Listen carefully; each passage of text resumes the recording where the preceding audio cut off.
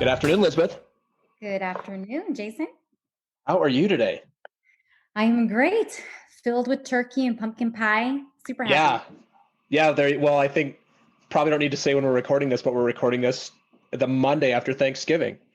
So Yes. I was just upstairs. My wife is making a shepherd's pie with our leftovers, which I'm very excited about. We had Oh, had some good leftovers. Did you end up with a lot of leftovers for your celebration? oh, no, we made exactly the perfect amount and pretty much ate it all that same night. So no leftovers. That is very efficient. I don't think I've ever done that in Thanksgiving. But anyway, we could talk about Thanksgiving forever. It's a strange Thanksgiving, as I'm sure we'll get into more here on the show today. But before we get any further, I would love if you would introduce yourself to the audience. So, Lizbeth, who are you? Where are you in the world? And what are you up to? Yes. So hello, everybody. My name is Lizbeth Cardozo. I'm a co-founder and producer at a small 3D animation and creative content studio called Tiny Milkshake Media out of Hoboken, New Jersey.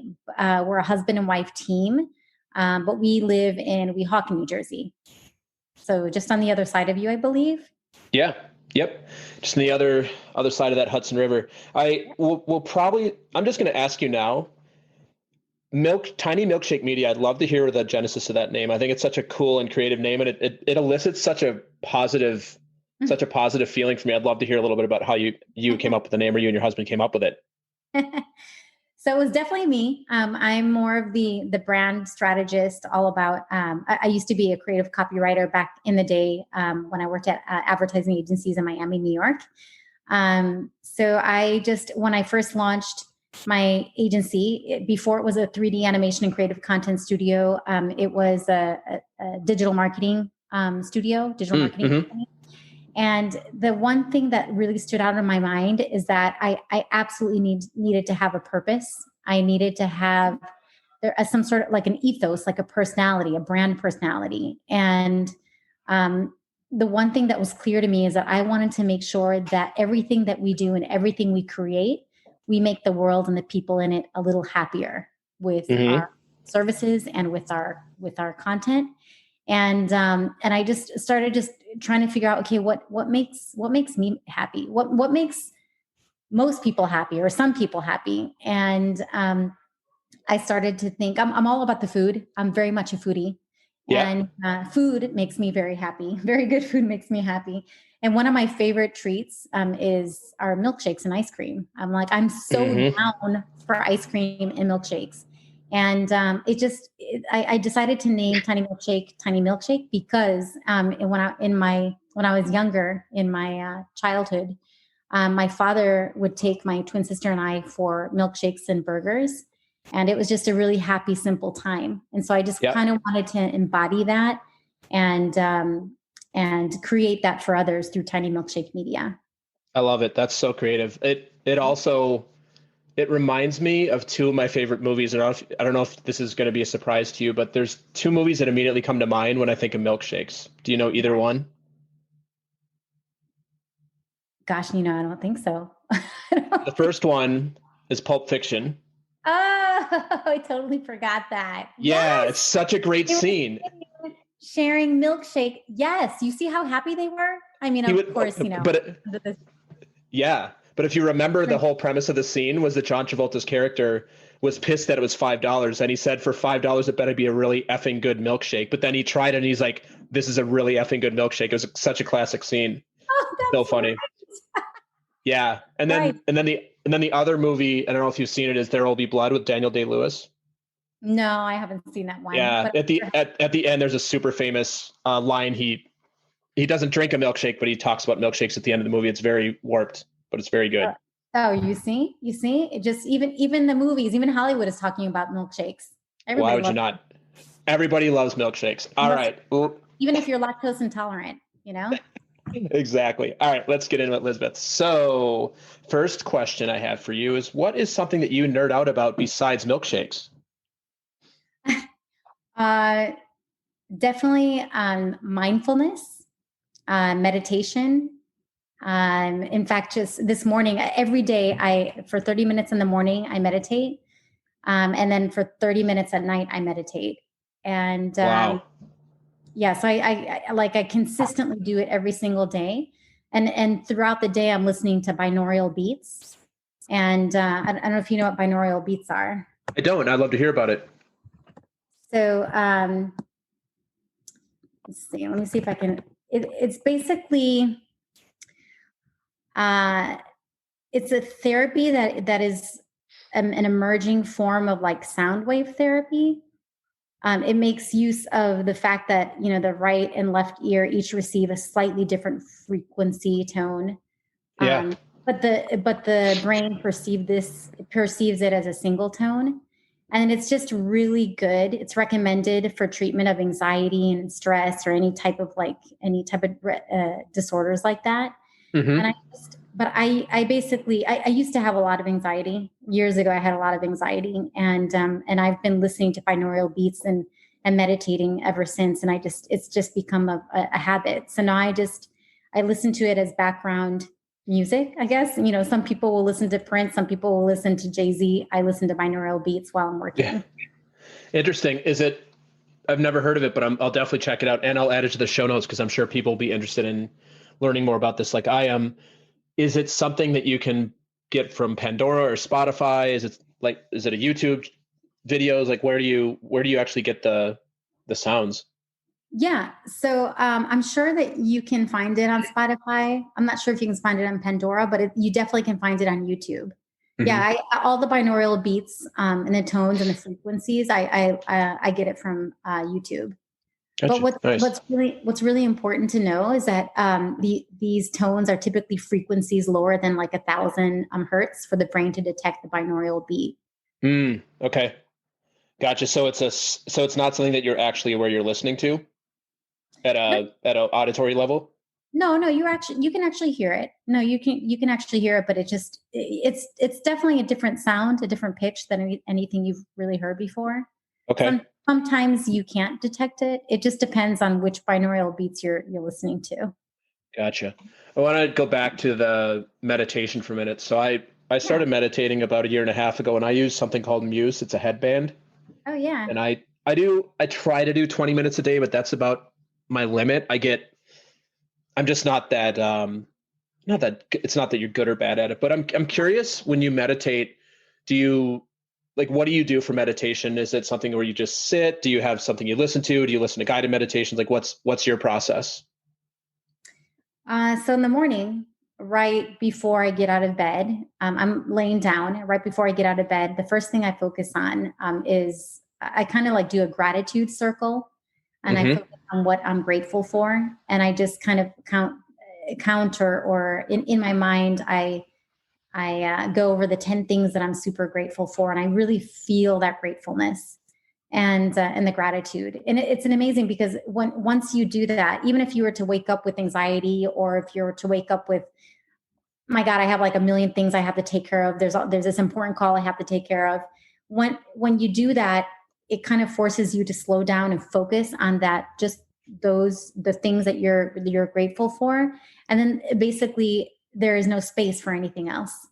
Now how I do it, I mean, I have to say it takes a lot of practice. There's no good or bad at meditating, but if I was to say I was bad at something, I was bad at meditating in the very beginning, because I have such a monkey mind.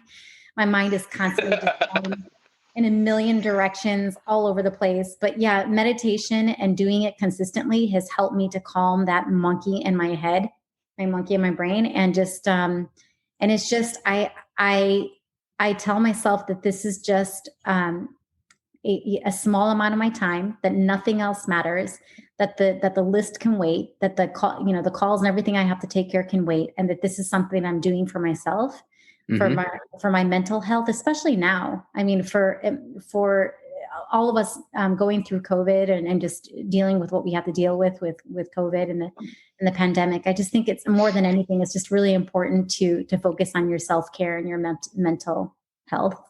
Yeah, that was cool. Yeah, an hour a day. I'm just trying to think if that's something I could pull together. I think I could do if I willed myself to it, but that would be a stress for me. So I'll have to follow up with you and figure out how you actually got there, because I have a monkey mind as well. I've never heard that term, but I love it. Yeah. It's a commitment. it took me a while to get there, but now it's like, now I have to do it. If I don't do it, I don't feel quite right in my body or my head. And now my body needs it. So yeah, I love it. It just calms that's cool. all day. That's cool. So, so the next question I have for you is around comfort zone. I'm curious at what's something that is inside of your comfort zone that might be outside of somebody else's. And I'm going to caveat this one because it's in your comfort zone to sit quietly and meditate for an hour a day, which is, I would say, is outside of the comfort zone of most other people that I know. There are obviously a lot of people do meditation, but what's something else besides meditation that is inside of your comfort zone that might be outside of somebody else's? Yeah, definitely getting on camera and just being super charismatic and fun on camera. I love being in front of camera. I love being in front of the camera, and I don't do it enough. I need to do it more often. Yeah. Is that something that you've always enjoyed, or did you have to work at it? No, I had to work at it. So when back in college, I studied journalism and marketing communications. And I loved both study tracks so much that I couldn't decide which one. So I just decided to major in both. And when I first, the university where I was going, they had like a news center, a TV center, and a radio station. So I was okay being on the radio station because nobody could see me, but I really wanted to try to see if I was okay on TV and what would that feel like. And at first I felt like an idiot, like everybody was judging me, that, I must look so weird and crazy. How's my makeup? And, I felt super uncomfortable with it, but then I just kept on doing it over and over and over again. And the more I did it and the more internships I had at TV stations and the more I was, covering small stories like in a little market in Arkansas, little tiny market, Fayetteville, Arkansas. The more I was on TV, the more I got to like it and I got used to it. And so now it's like super easy for me to be on camera. Yeah. But it also, Go ahead. It also could be because, I grew up performing on stage, which was incredibly frightening. But my twin sister and I used to dance, and we danced from the time we were 3 or 4 until we were like 18. And, in the beginning it's scary, but then afterwards you're just performing. You're just in the art, just in it. So, yeah, that's a good one. That's the first time I've had a guest say something about, I've had a lot of guests talk about performing in front of people or, like speaking, but it's the first time I've had anybody specifically call it camera work, which I find interesting because it's not unlike, and people listening, if you identify with this, but even having a podcast and hearing yourself, it's jarring. So I'm not somebody like I do videos and I've been on videos, but I don't have any cadence around doing videos, but to me, it would seem very jarring to look at yourself. And I don't know what you think about this, but this is just popping in my mind. How long do you think it takes like an A-list celebrity, like an actor or an actress for like a big screen actor, actress to watch their own movie at a movie theater and not be uncomfortable with it? Because I think that would be so strange to watch yourself on a huge screen. Well, I mean, I don't know any A-list actors or actresses, but damn it! Somebody call somebody up right now. We could ask them. But what I've have read their interviews, and what I've heard, or the general understanding, is that they never feel comfortable looking at themselves. It's always really strange to look at themselves perform.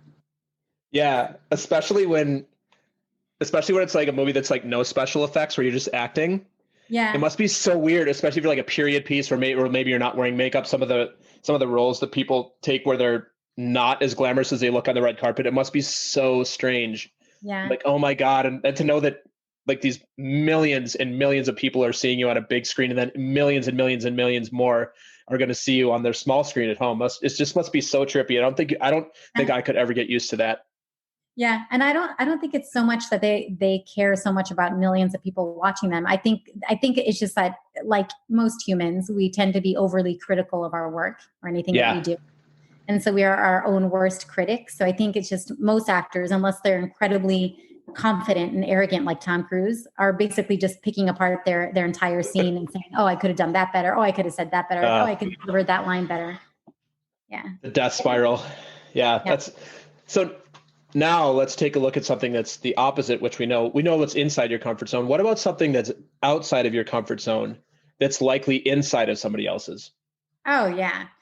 I'm sure all of your guests have said the same thing, but definitely what's out of my comfort zone is public speaking in big crowds. Like, Yeah. I find that incredibly mortifying. Yeah. I've had to work myself up to public speaking, and it's so crazy because I'm great on camera. I am great when I'm one-on-one with somebody, meeting them for the first time. I am a master networker when I can work a room and meet anybody from from the just starting out account executive to the CEO and VP, and just am able to talk to them at their levels. But when it comes to public speaking, and especially when I start thinking about, man, one of my dreams is doing a TED Talk and talking about something that could be really important, that could help change or impact people's lives. Mm-hmm. But the minute I start thinking about it, I mean, my knees start trembling. I just I freak out. I psych myself out, but I know it's just in my mind. It's a mindset. It's the same thing that I basically need to do the same exercise that I did with talking on camera. I need to do the same thing with public speaking, which I started to do. I started to do it, Nice.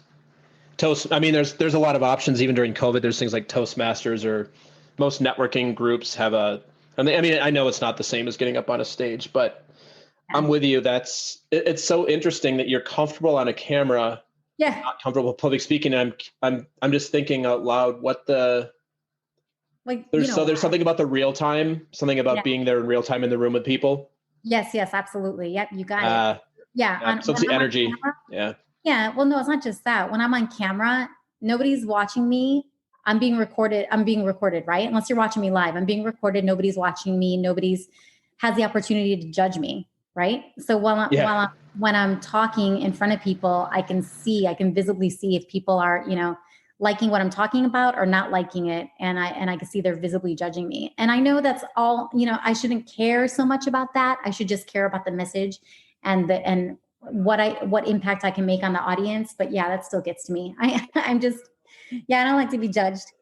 I need to get over that already. Shocking that as a human being, you don't like to be judged. Speaking of TED Talks, before we move on, there's a really great TED Talk that Joseph Gordon-Levitt did. Did you see it? Oh, I've heard of it. I don't think so. But you should check it out. It's really good. It's about performing and the need to be liked, and the need, and like kind of what we're talking about. I think he's a great actor anyway. Like, I really like him. Mm-hmm. And I think he's got a really good, he's very down to earth. It's a great TED Talk too. So you should definitely check it out. It's funny. It's serious. It's got all the markings of a Hallmark TED Talk. So definitely check that out. For people listening, check that out too. It's Joseph Gordon-Levitt. I think he did it in 2018. What's interesting is somebody who likes to be on the camera, I think you'll take a lot from it. So this is actually the perfect segue to the next question I have for you, Lizbeth. Mm-hmm. I gave you 5 minutes to deliver a speech to the entire world. And yes, the speech is in real time. So you're being recorded, but you're also doing it in real time on a telecast. So people will be judging you. Let's just be honest. Damn. What? And you mentioned this before, that you've got something important to share. I'm not curious if this is where you want to put it in, but what would you give your speech on and why? Okay. So like I said before, if I was to do a TED Talk, I would say something that would have a great impact on people or could help people. So what I most likely would talk about is how I reversed cancer in my body. So I would basically I could definitely talk 5 minutes about how I did it and how I got there and how I got out of it, how I was able to reverse cancer in my body. So that's what I would talk about. Mm. Are you going to go into that any further later on in the episode? Yeah, I can. Sure. Okay. Well, I was just thinking, should I ask you about it now? Because I'm sure the audience would be fascinated. I'm fascinated, and usually if I'm fascinated, I think most of the audience would be fascinated. I'll actually ask you in a little bit, if that's okay with you. Or I'll actually, you can bring it up. So this is actually a good time. We're going to take a quick commercial break, and we'll be right back after this. The Talking to Cool People podcast is brought to you by Jason Frizzell Coaching. Jason works with amazing people who are looking to find and develop their passion and purpose and create their journey to wherever it is they want to go. Check us out at jasonfrizzell.com, Facebook, or on Instagram. Jason loves hearing from anyone who thinks it would be cool to connect, to be coached, or to be a guest on our show. Email him at podcast@jasonfrizzell.com or DM him on Facebook and Instagram. And now, back to some more amazing conversation on Talking to Cool People. And we are back. Lizbeth, how are you so far? I'm great, Jason. Thanks. All right. So, love being on the camera. Don't like public speaking. Working on it. Yeah. That's a fascinating juxtaposition. You had me thinking about that. I'm trying to think about what I'm more or less comfortable with, and I think I'm actually more comfortable with public speaking than I am with being on camera. Wow. Well, So maybe we can team up. Yeah, I don't know, but I'm also not somebody who's been on camera much. And by the way, I was a journalism major as well. Oh, no but I kidding. never did. But I never did anything with it in terms. I mean, I sold advertising, but I never worked on either the account side or the creative side of advertising. I got out of school and I went right into sales, and I was selling something that had nothing to do with advertising. But I did enjoy the journalistic part of it, like the investigative part. And I do believe I did take a broadcast journalism course, which I found fun and interesting. Mm-hmm. And looking back at what I like to do now, I think I would love to be on the news. A hard hitting investigative reporter would be like work for the Times and do like either business reporting or some sort of, I like stories that take a long time. Mm-hmm. So if you go out and invest, like the movie, do you ever see the movie Spotlight? Yes. So I think that was a 1 or 2 year story where you're working on like this, it's kind of like a detective story that you're putting together for 1 or 2 years. And then you come out with this like massive expose or a massive story. I think that would be what I'd like to do. And like relating that to television, to being on camera with something around like I guess it'd be like a Dateline or a 2020 type situation. But I like that stuff. I just never did anything with it. Wow, Jason. Well, you're kind of doing it right now in a way. Kind of. We're investigating Lizbeth today, so that's good. We're going to ask you the tough questions coming up. Okay, let's do it. You sound excited about it. All right. So this is the part of the show where you just get a chance to share with us what got you here to near the end. Can you believe it? It's almost the end of 2020. Strangest year ever, at least for me. And, like what led you to where we are today, what you're up to now. This is just, in other words, a chance for you to share anything you'd like to share with the audience with no holds barred. I'm taking the guardrails off and you do you, and I will likely ask you some questions as we go through this. Okay. So as far as like my business or just me personally? Whatever you'd like to share. Okay. So, Tiny Milkshake Media, like I said, we're a 3D animation and creative content studio. We launched 3 years ago. And in our third year, this is our third year. By April, it was exactly 3 years. In the first quarter of this year, we were tracking to make about 80 to 100,000 in revenue, which is crazy for us because we're a small team of 4 people. Yeah, but when a lot. In late March or mid-March, late March, all of the seeds that I had planted and cultivated over the past 6 or 9 months, basically just all the projects fell apart because of COVID-19. And of course, I panicked, and it was incredibly devastating and kind of a blow to all the work that I had done, and a kind of a blow to my ego. And I knew that I had nothing to do with it, but I panicked for a bit, and then I took a step back and decided, I'm going to take this as an opportunity and see how I can look at our strategies and see, our business strategy, our business model, our marketing strategies, and see what's working and what isn't. And we also took it as an opportunity. Even though we couldn't make masks, we couldn't make PPE, we took it as an opportunity to see what could we do as a small business to help others and to help other small businesses that have been affected by the pandemic.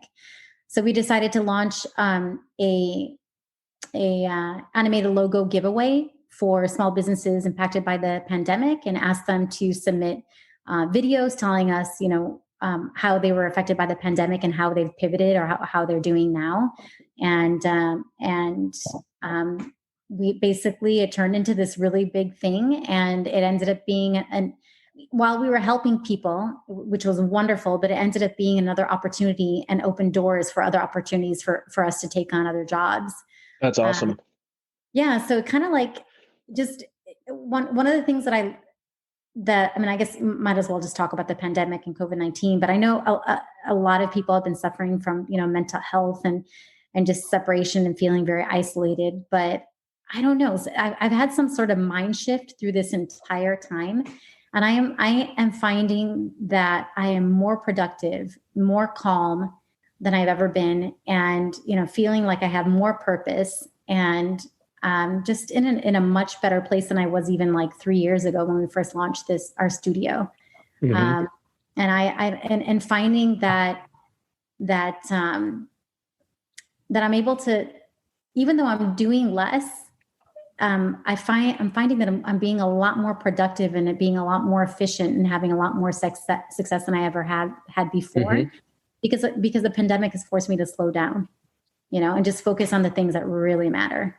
Yeah. So, are you enjoying yourself more?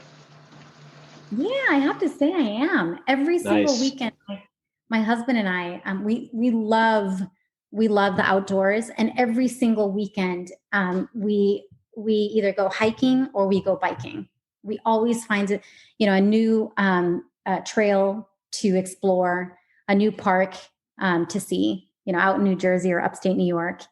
And now it's like a thing. Like that's the thing that we look forward to on weekends. And on weekdays, I always make it a point to wake up early in the morning and work out for an hour and a half, or go do Pilates for like 30 minutes, and then go walk or jog for an hour. Like, and even though I'm spending that time, I still find time to come back home and, take a shower and be ready for meetings and be on point. And I also have never slept so well in such a long time. Like I am sleeping really well. I don't know what that is. Like, I feel like I should be really, like my anxiety should be sky high, but it's not. It's like I have never been more calm and feel more in control and more, like I'm more productive than I've ever been before. That's amazing. Maybe it's because I'm not commuting anymore. I wonder. That's probably part of it. Were you commuting into the city prior, into New York City? So our office was in Hoboken, so I would commute to Hoboken, but but a lot of our clients were in New York City, so I would also commute to the city for pitches. Yeah, so pretty much like 2 to 3 times a week I was in New York City. So yeah, I would commute, and it's not that far. It only takes us 20 to 25 minutes to get into the city through the tunnel, and then typically. It would take me 10 minutes on the bus to get to Hoboken, to my office in Hoboken, or on the days that I had time, I would walk 35 minutes to the office. Yeah. But I guess that's kind of helping. And I guess that's why I'm finding more time, because I don't have to commute anymore. Yeah. Well, I mean, you got big foundations there between the meditation and the physical exercise. That's a great way to like take care of two of the major things that a lot of people struggle with. Like your anxiety / relaxation, and then making sure that your body's ready to go. Like that's a huge thing.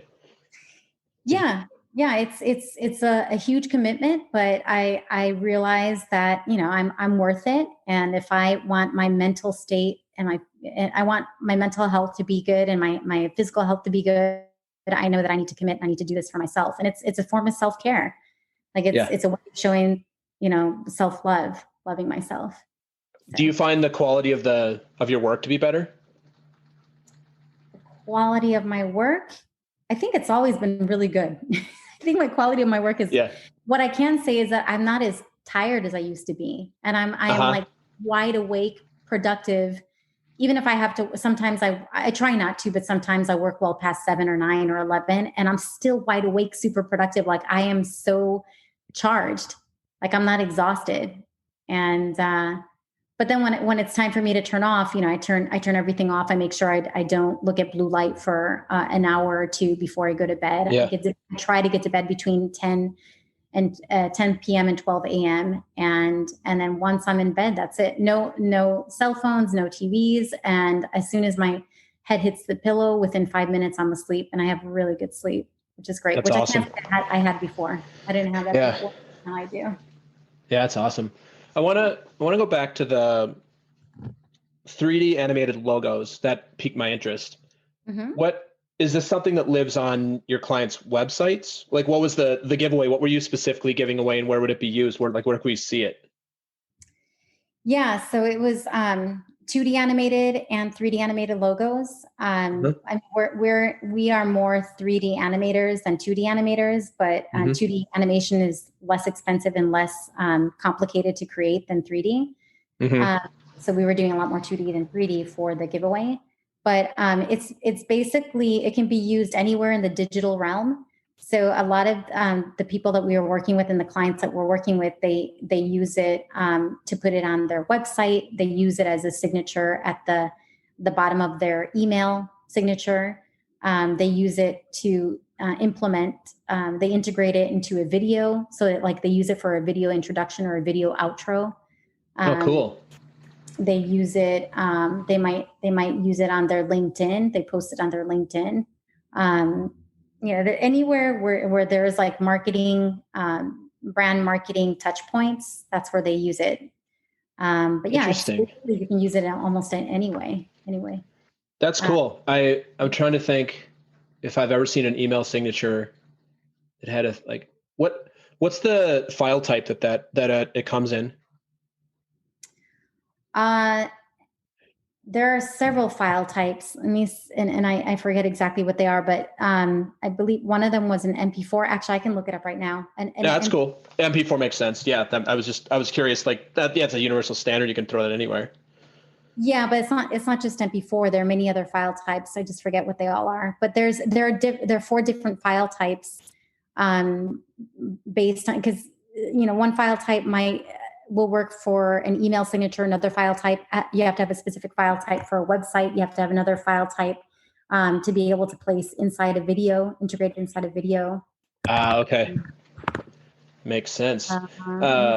Gotcha. No, that's cool. I'm trying to recall if I've seen that before. It's super cool. I had another question for you about your business. Yeah. So you said you and your husband worked together. So you started the company as a couple. Yeah. Yes. I'm not trying to lead the witness here, but I'm just curious, how is that? Because I understand that is not something that I think my wife and I would ever do together. I think you mentioned this before. I think I may have. I'm curious how people do it all the time, right? Like, how do you, when there's like a business discussion to be had and it's also with your spouse, how do you handle that? Like, how does that go? Do you have any, when you laid out the business, did you lay out any kind of ground rules, or is there any, like, how do you keep that separation when there's, or like feedback on work when you know that it might on a personal level be a little hurtful, like, and maybe all the work is amazing all the time. I know my work isn't amazing all the time, but like, how does that work for you and your husband? Yeah. So I have to admit, in the beginning, it was a little bit tough.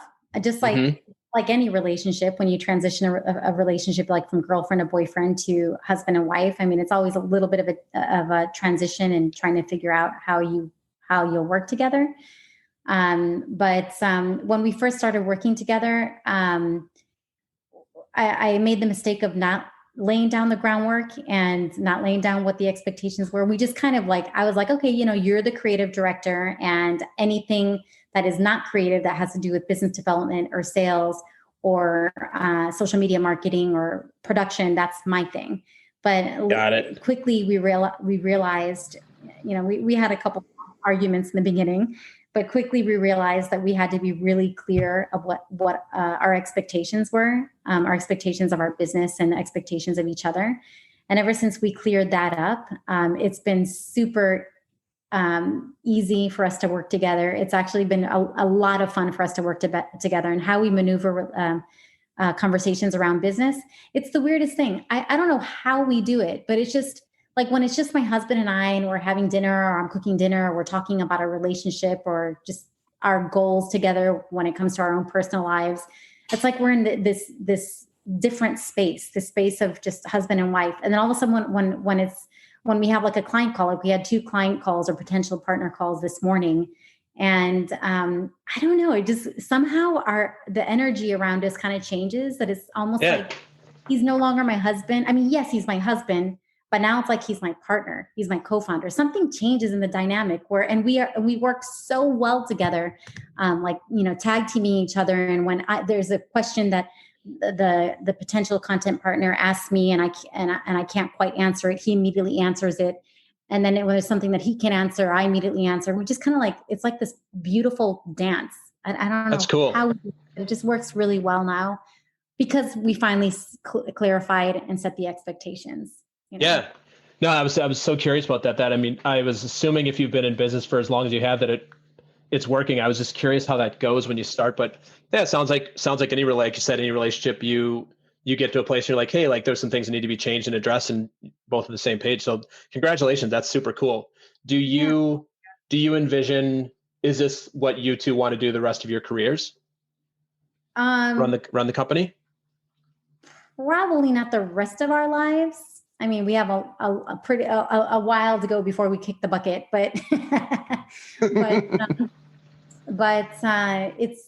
I mean, we love what we're doing right now. We're helping agencies and brands and small businesses build their audiences, grow their audiences, and build their brand through tiny animated content and tiny animated stories.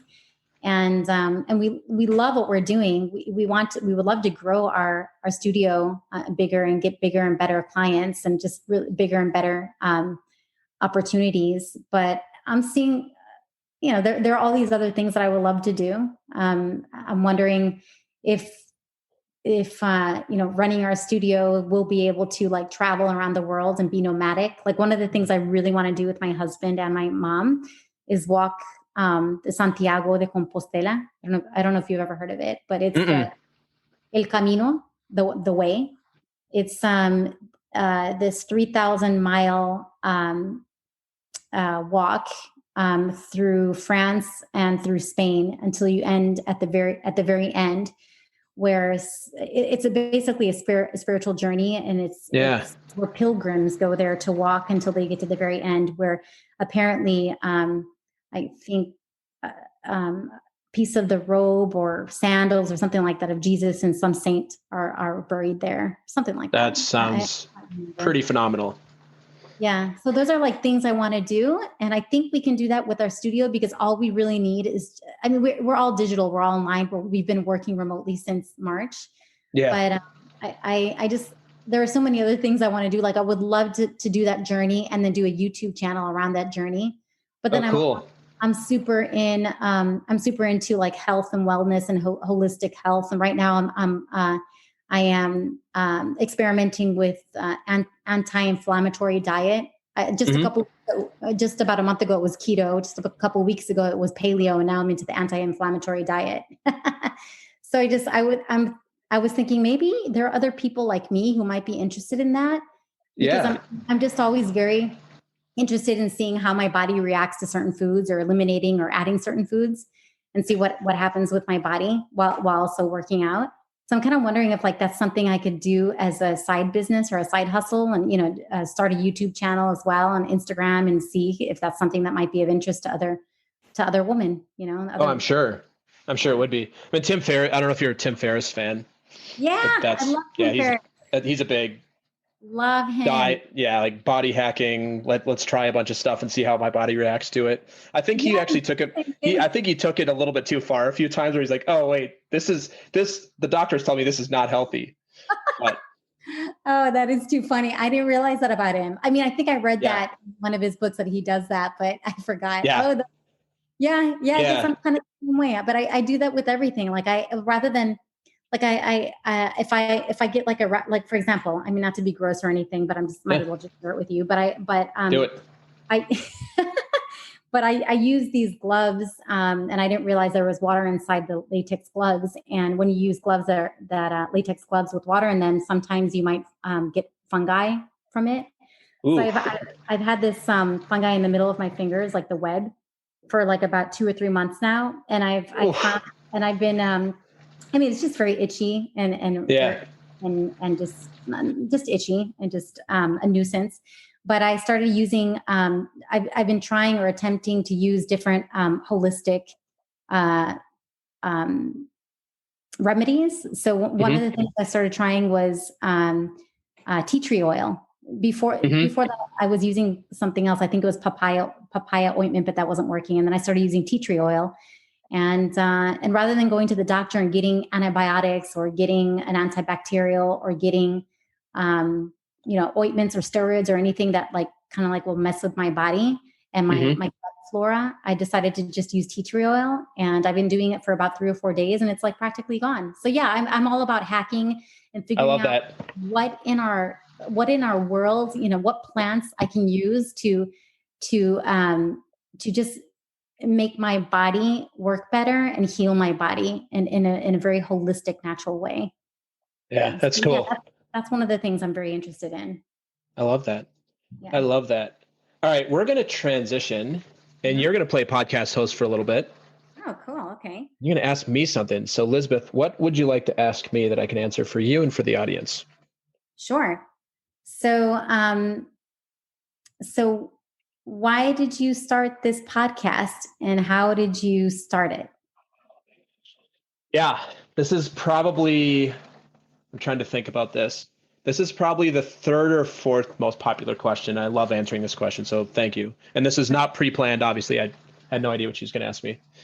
So when I was little, I'd say probably from the time I was about 12 or so, I wanted to be Johnny Carson.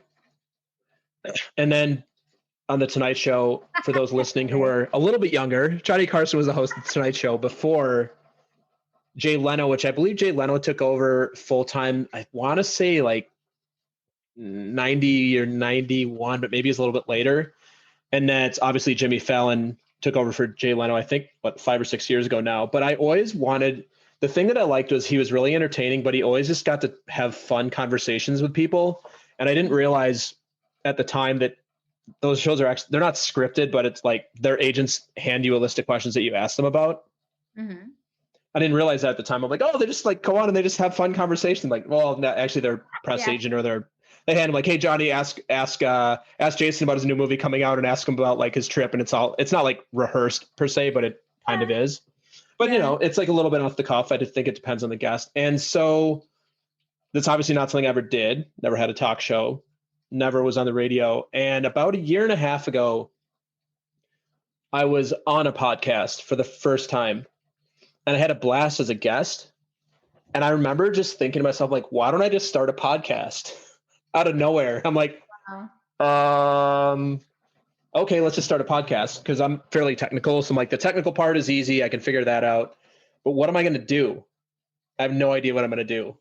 So I'm like, well, what do you like doing? I'm like, I love people. So I'm going to talk to interesting people. And so I put together a list of like, must have been 50 people that I knew would probably say yes to being on my podcast. I just shot her an email and said, hey, I'm going to start this thing. I don't know what it's called yet, but I'm going to interview people. And here's the sort of stuff I'm going to ask. Would you like to be on? I got all yeses.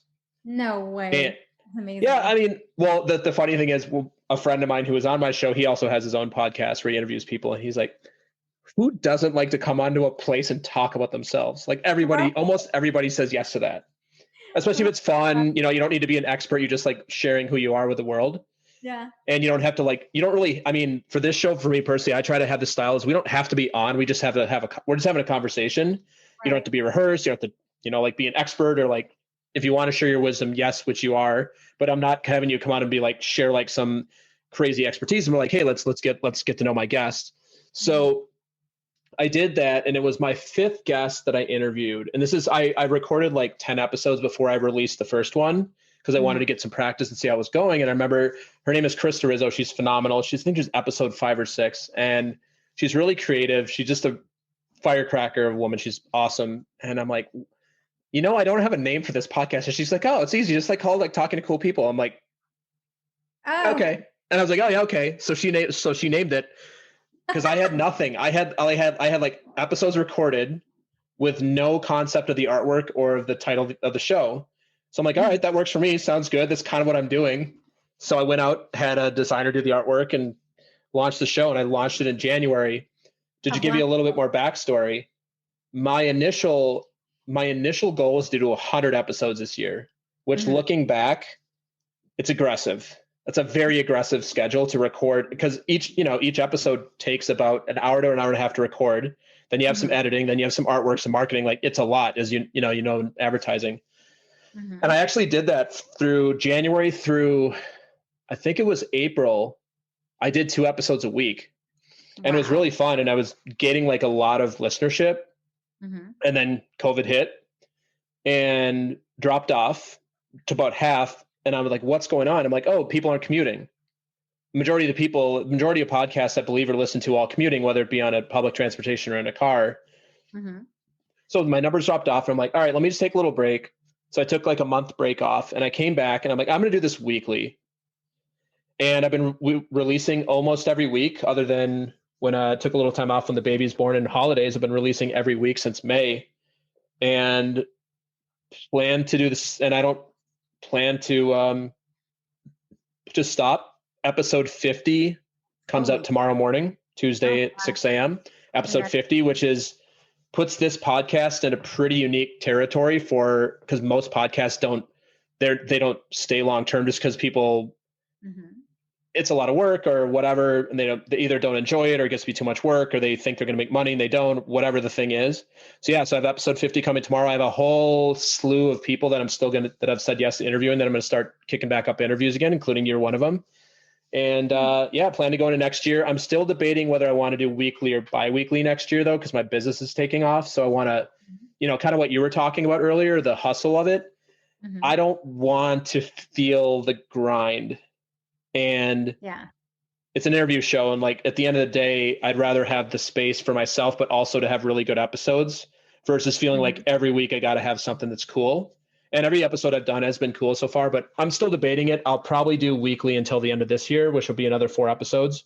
And then we'll see you next year. But that is how the podcast came to fruition. Wow. What a journey to where you are now. Yeah, no, totally. It's so hard to believe it's been almost a year. It does not feel like it's been. I've talked to every one of my guests has just been such a fun, phenomenal conversation. It's a ton of fun. At the end of the day, I try not to do anything unless it's fun. And so I have a lot of fun with it, which hopefully comes out when people listen to this, which is why I still do it and I'll keep doing it until it's not fun. And then I'll either reinvent and do something different or I won't do it at all. And that'll be the call I'll make when the time is right. But right now I'm having a blast doing it. I 100% believe in that philosophy. That's actually, I've always believed in that philosophy. I've just never really, didn't really know how to vocalize it until I read the Tony Shia's book from Zappos. The late Tony, who unfortunately just tragically horrible away in a house fire. But I believe it was in Pursuit of Happiness, from profits to I forgot what the name of the title, but in Pursuit of Happiness, or Delivering Happiness in Pursuit of Profits and Happiness, or something like that. But I'm 100% down for, like, if you're not having fun, what is the point? There is no point unless you're having fun. So like that is our motto and our philosophy at Tiny Milkshake Media is one of the 10 values that I send out to any of my employees or anybody who works with us. One of the first 3 values is have fun. If you're not having fun, then you're in the wrong. Totally.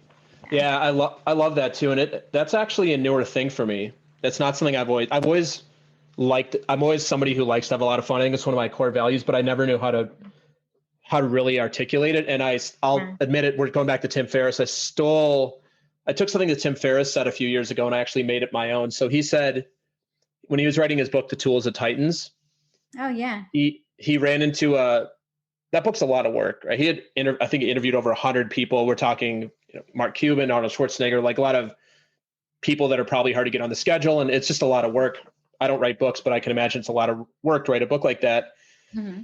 And he said that he wrote an article in Forbes about this a few years ago, that he was having a lot of anxiety and he was considering not doing it anymore. And then I don't know if he got to this through coaching or therapy or meditation, or Tim Ferriss maybe doing some microdosing or all the stuff that he likes to do. But he said he came to this realization and asked himself the question, what would it look like if this was easy? Wow. And that changed his mindset of like, well, what would it be like if I just wrote this book and it was actually easy instead of feeling like a grind or hard? So for me, I try to ask that in my business and in my life a lot. Like, what would it look like if this was fun? Like, if I'm like, oh God, this podcast is such a grind. What would it look like if it was fun? So the answer for me would be, well, go find a new cool person to interview, or recreate something, or come up with a new question. Or in my coaching business, like, oh, it's, like I'm looking for clients. Well, what would it be like if you just reach out to people that you already like and trust and talk to them about getting new clients? Like if they know anybody, like that would be a lot more fun for you, and like actually reinventing that way. And it's not perfect. There are a lot of things that we do that are not fun, but when you have a chance to, and it sounds like you've incorporated this in your business, like what could make this fun? Oh, we got an annoying client. Their deadline is unreasonable. Oh, well, how can we make this fun? I don't know. Let's put on some dance music. Let's take a dance break. I don't know, like anything, like whatever it is for you and your employees. Maybe you do a virtual dance break right now. Oh my God, that is so fun. Yeah, that is definitely something I'd be down for. A virtual dance break. Virtual dance break. I'll have to incorporate it on the show here at some point. Although it's audio only, so all you hear is some feet moving around. That would be funny. That would be fun. All right. That's a great question. Thank you. I love sharing that. And it's a great question, Lizbeth. So let's take it back to you. And I'm curious, what is something that you're passionate about? I am passionate about a lot of things. But one of the things that I'm super passionate about is encouraging and elevating women, women of color and women. I'm a part of this nonprofit organization. It used to be called Advertising Women of New York, which was established in 1912 in New York City to help bring women, help women get a seat at the table in advertising. But obviously women have a table now. So now what we're working on is helping women to get to the C-suite level in advertising and media and ad tech. So since I have such an interest in helping elevate women, I also at the beginning of the pandemic, I launched a virtual women in content Zoom meetup, a women in content virtual meetup. And I have it weekly now for Women in Content. It's basically a safe space for us to come together and support each other, elevate each other, talk about our problems and opportunities, and collaborate with each other. Everything surrounding, the pandemic and COVID-19. And I've been doing it since April now, so 9 or 10 months now, and it's been incredibly successful. And in the beginning of this year, right before the pandemic hit in January, I also launched this organization to help women entrepreneurs, another organization or community where women come together to help and support each other around entrepreneurship, because entrepreneurship, especially for women, can be a very lonely journey. And it's just statistically known that women have less access to capital and opportunities than that white males do, their white counterparts do. So I also launched Elevate Her community for women entrepreneurs. So as you can tell, I'm all about super passionate about encouraging others, motivating others, lifting others, and just trying to help anybody who may not have the upper hand and may need a little push to be able to move forward and just live out their potential. Very cool. So the communities you're referring to, if we have somebody who's listening, who's interested, which I'm sure we would, are these communities that are meet on Zoom, is a Slack, Facebook group? Like what's the actual format, and how would people, and at the end of this, I'll ask you where people can find you. We'll put all this in the show notes, but I'm curious, like what is the actual format of this? Some people are I'm interested, so I'm assuming other people are interested as well. Yeah. So the Advertising Woman of New York rebranded a couple of years ago and is now called She Runs It, because let's face it, she does run it. I mean, look, we have the first VP, vice president, female woman of color, vice president of the United States, Yes. Kamala Harris. And like, let me tell you, hands down, she runs it. So you just, all you have to do is just go to sherunsit.org and you'll be able to find any information there on She Runs It for women in media, ad tech, advertising, marketing, communications. The other one is you'll be able to just Google it, or go on to Eventbrite. The Women in Content virtual meetups are on Eventbrite, and they're entirely free. So you could just, if you're a woman animator or writer, or if you are a woman in social media marketing or video, you can just join us on Thursdays or Fridays. We have it every Thursday and Friday. And, cool. And Elevate Her, which was the woman on the community of women entrepreneurs. Amazingly, at our first launch, we thought only 15 or 20 women would attend, but more than 50 women ended up attending. And we got Amazon to sponsor it. They sponsored the food, the drinks, the space, everything. It was amazing. Nice.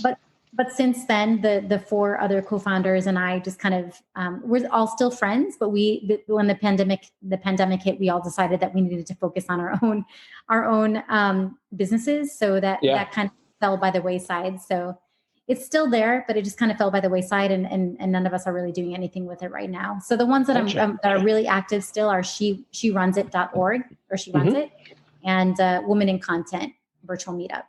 Awesome. Yeah, well, I'll make sure to put both of those links in the show notes so people can click on those and check them out. All right. What is the thing that you are most proud of? Oh gosh. Okay. I don't know. There's so many things I'm proud of. I know there are so many things. I'm like, how's she going to answer this? You've shared so many things already. How are you going to answer this? But I'm going to make you pick one. Okay. So, oh man, there's so many things, but okay. I'd have to say that, when I was 19, I had an opportunity to work at a local radio station and, work there and make money while I interned at a local TV station as a junior reporter. I mean, I basically went through many different channels to find those opportunities, and drove practically cross country from Florida on my own with a map, because back then there was no Google Maps, and found my way finally in Fayetteville, Arkansas, after many detours and getting lost a lot. And while I was working at the radio station, the news director of the radio station heard that I had worked at my local university radio station, and wanted to listen to my newsreel, I guess it would be called the demo or newsreel. And he listened to it, and he basically approached me a couple of days later and said, Lizbeth, I would like you.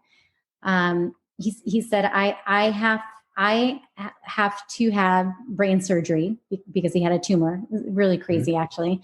It's like, I have to have brain surgery because I have a tumor. Would you like to take over the news for me? The news in the morning at 5:00 in the morning till 8:00 in the morning. What? And I was like, what? And you were 19? I was 19. Yeah. Oh my God. Fayetteville, wow. Arkansas. Yeah.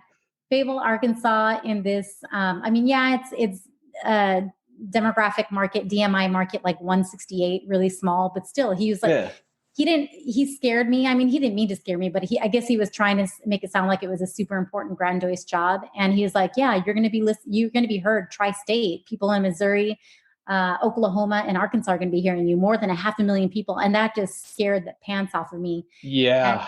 Because, the whole judgy thing, but, that I got going on. But I was thinking, okay, I went home. I was, called my parents. I was crying. I'm like, I don't know what to do. I'm having like a fit because I didn't know what to do because I'm 19. I'm like, I feel like I should do this, but I don't know if I'm going to mess it up. And I don't recall what they told me, but what I remember, what I told myself is, the question I asked, and that I always ask myself this question is, if I don't do it, will I regret it? Mm. And the answer was, yes, absolutely. I'll regret it if I don't do it. There will always be a what if. So the next day I approached the news director and I said, yes, that I would do it. And that was, I guess, my proudest moment, that I pushed past the fear. And even though I screwed up so many times, but Chip Arledge, the rotund one, the guy, I was doing the news in the morning, and he was the personality, the morning personality. It was an opportunity for him to make fun of me, and we just made light of it. It was funny, There you go. You made it fun. There it is. It was fun. Exactly. Wow. That sounds, as you're telling this, I'm thinking about, what was I doing at 19? I'm like, that sounds really nerve wracking. I was certainly not on a news channel. That is amazing. Yeah, I was peeing in my pants, but I like how you held this back too. Like, I'm comfortable being on camera, and now you tell us, oh, when you were 19, you actually were on camera. Well, that would make a lot of sense. Oh, it was actually on radio. On radio. But you're like, no wonder that you're comfortable doing that stuff. That makes sense. Did you have to do like what do they call in New York? I don't listen to the radio, but like, what do they call, like, was it on the nines? What do they call it? The nines and were they like the weather and the traffic on the? Yeah, exactly. Yeah. Did you have to do all that? Yeah, I would wake up at 2:30 in the morning. I would be there by 4:30. I would look over all the wires, the AP, the UP, UPI, all the wires. I knew who our demographic was and what they would be interested in. So I would circle anything that would be, I would grab anything or circle anything that would be important to our demographic, which was mainly female. I think it was 35 to 45 or something like that. Yeah. 5 to 54.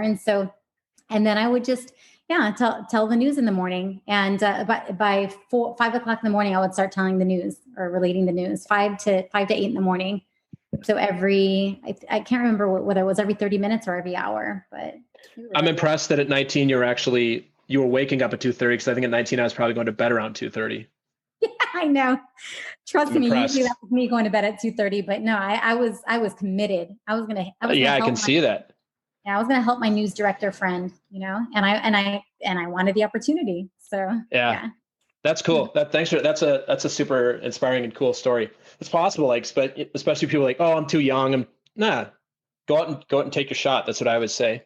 Exactly. Yeah. So I call this the vulnerability question, and I think you'll have something for us. And if not, I can give you some prompts. But it's a question for you, Elizabeth. Mm-hmm. What is something you're afraid might actually be true about you?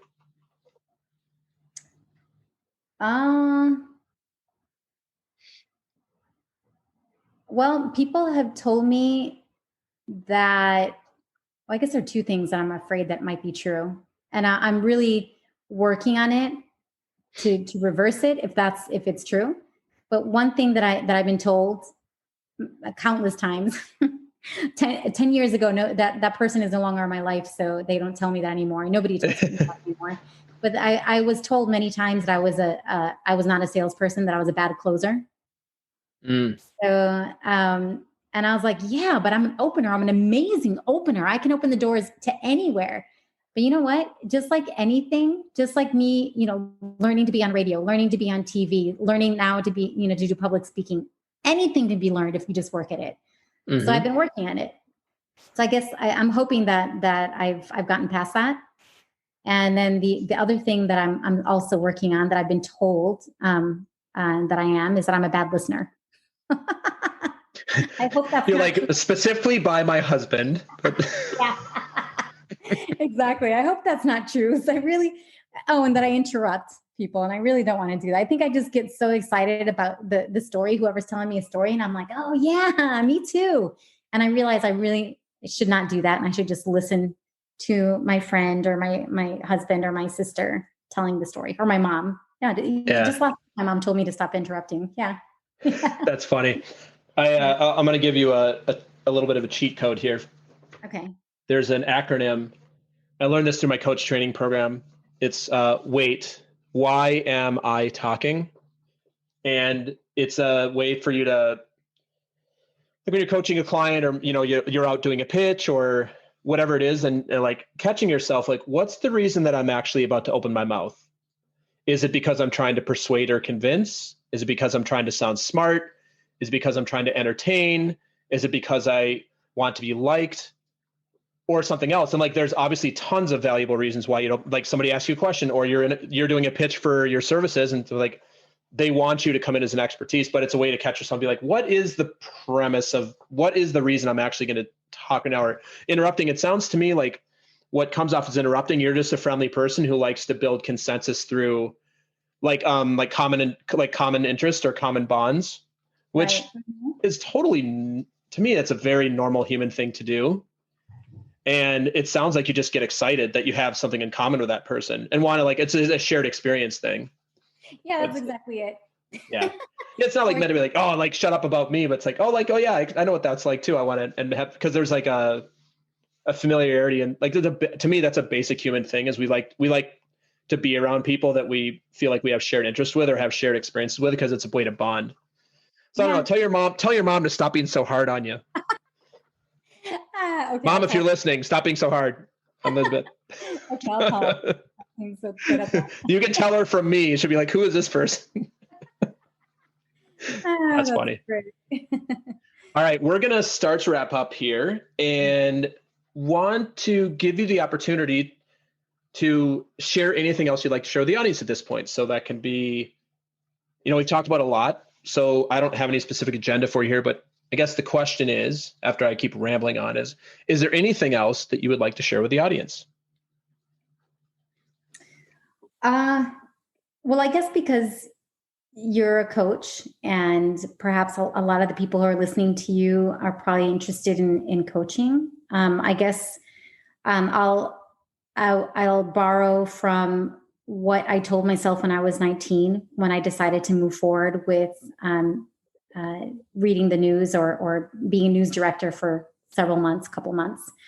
But my motto, or what I encourage or suggest people to do, is to, whatever it is that you want to do it despite the fear. Mm-hmm. That courage is not the absence of fear, but doing it anyway while still feeling the fear. Yeah, that's because awesome. Trust me, I'm always scared. I'm always scared to try new things, but I'm just like, but what's worse?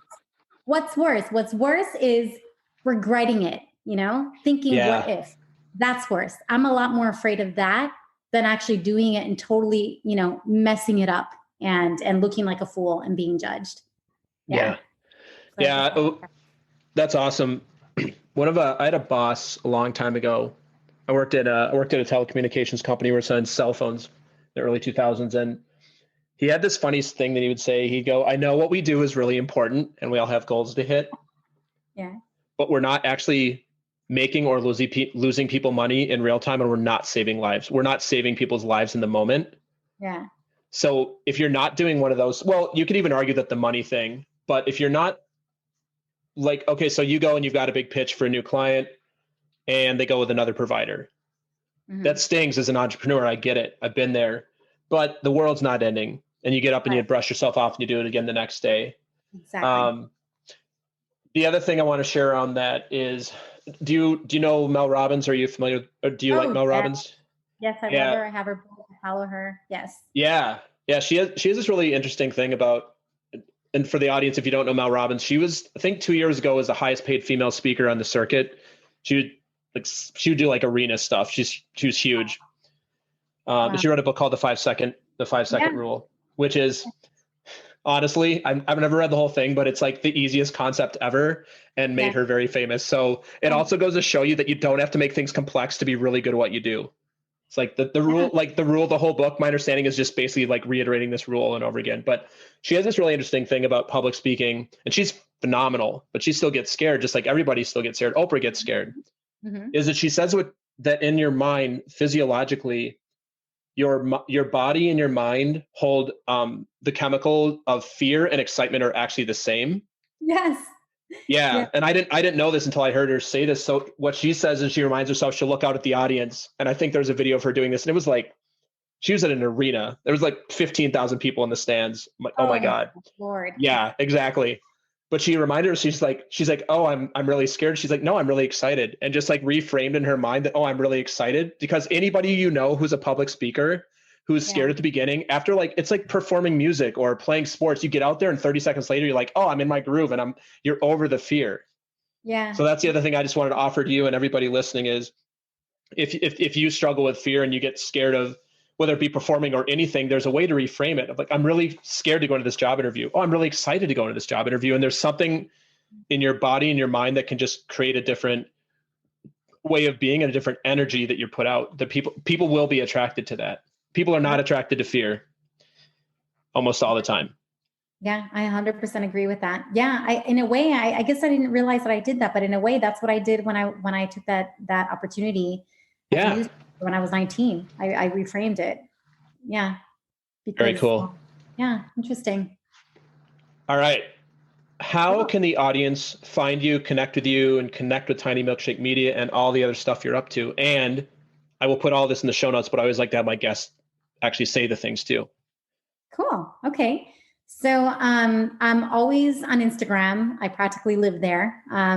You can find me at Tiny Milkshake Media on Instagram, and that's my business, my studio Instagram account name, and then my personal is my first name and my last name, Lizbeth Cardozo, but the O is not an O, it's a 0, because apparently there's another Lizbeth Cardozo out there that took the name. Yeah. So it's very modern. It's very modern or musical artist of you. Yeah, exactly. That's awesome. And then I will, you mentioned a couple of the nonprofits for women. I'll put those in the show notes as well. And last thing, always a tradition on the show, and you kind of already did this, so might just have you reiterate what you said, but I'd love us if you would leave us with some patented words of wisdom from you. And the words should fit on a Post-it note or on a tiny Instagram post, and not the text part, but the graphics part. What do you got for us, Lizbeth? Okay. Yeah. Going back to what I said before, that courage is not the absence of fear, but doing it despite the fear, doing it anyway, despite the fear. Courage is not the absence of fear. Doing it anyway. Do it anyway, despite the fear. Exactly. Awesome. Well, thank you so much, Lizbeth, for being on. It was great to connect with you. Good luck with everything you're up to. And I'm sure we'll be connecting again very soon. Thank you so much, Jason. This was so much fun. We got to do it again. Yes, absolutely. Thanks. Okay. Bye. Bye. Thanks for listening to another episode of Talking to Cool People with Jason Frizzell. If you enjoyed today's episode, please tell your friends. Follow us on Instagram and Facebook, and give us a shout out, or take a moment to leave a review on iTunes. If something from today's episode piqued your interest and you'd like to connect, email us at podcast@jasonfrizzell.com. We love hearing from our listeners because you're Thanks cool for listening people to too. another episode of Talking to Cool People with Jason Frizzell. If you enjoyed today's episode, please tell your friends. Follow us on Instagram and Facebook, and give us a shout out, or take a moment to leave a review on iTunes. If something from today's episode piqued your interest and you'd like to connect, email us at podcast@jasonfrizzell.com. We love hearing from our listeners because you're cool people too.